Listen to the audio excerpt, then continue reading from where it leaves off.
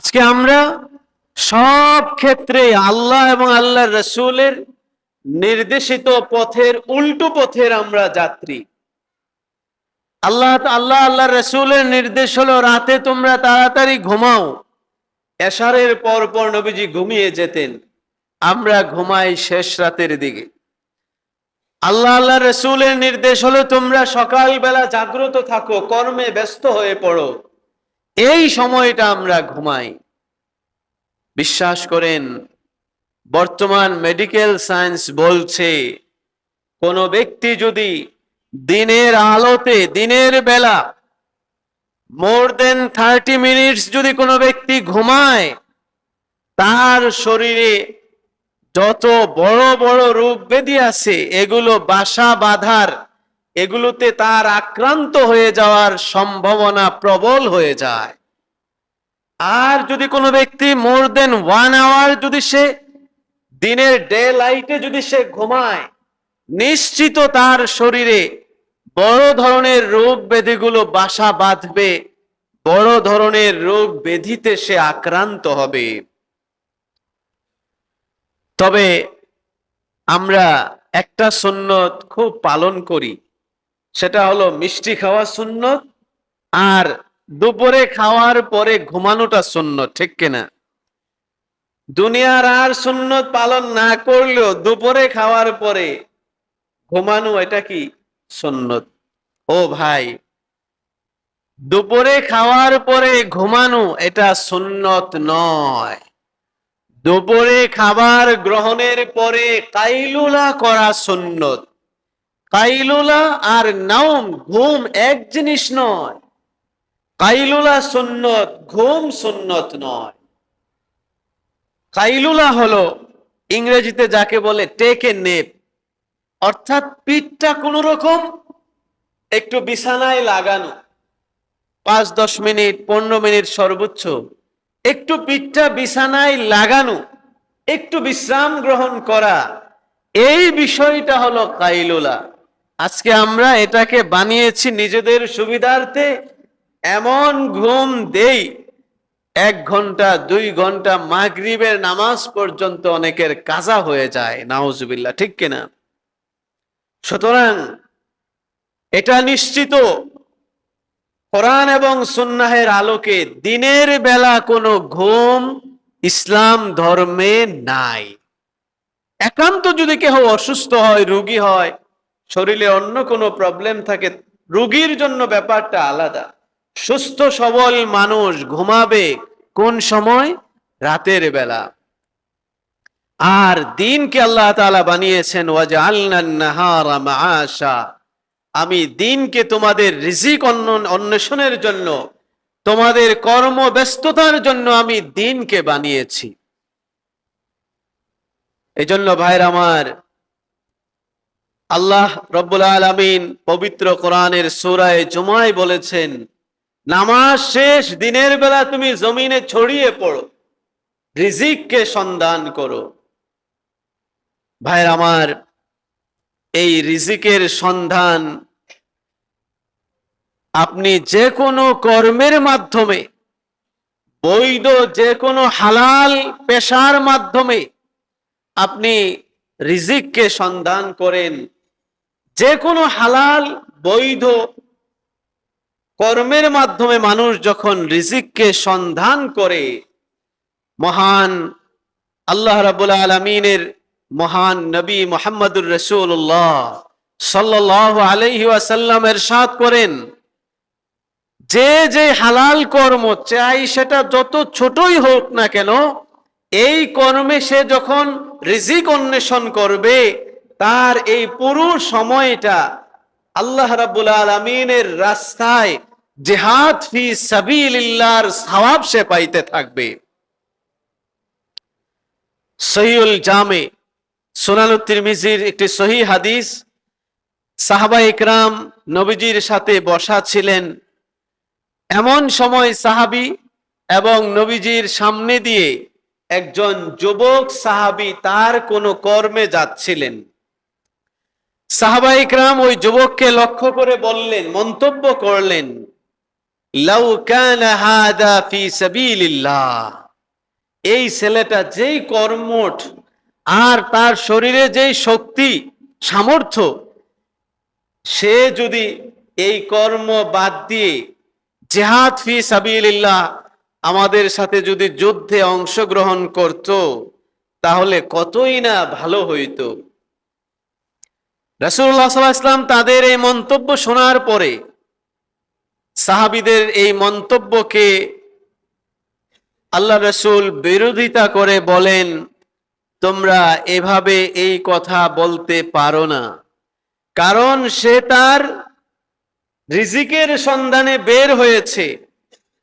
যেই ব্যক্তি তার রিজিকের সন্ধানে বের হলো, ফাহুয়া ফি সাবিলিল্লাহ, সেও আল্লাহর রাস্তায় সশস্ত্র সংগ্রামে, জানকে জীবনকে বাজি রেখে আল্লাহর রাস্তায় সশস্ত্র সংগ্রামে অংশগ্রহণকারী ব্যক্তির সমান সওয়াব সেও পাবে।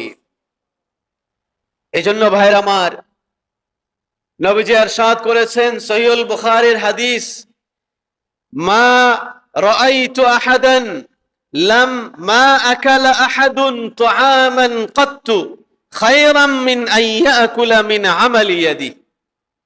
কোন ব্যক্তি তার নিজের হাতের কামাই, নিজের শ্রমের বিনিময়ে উপার্জিত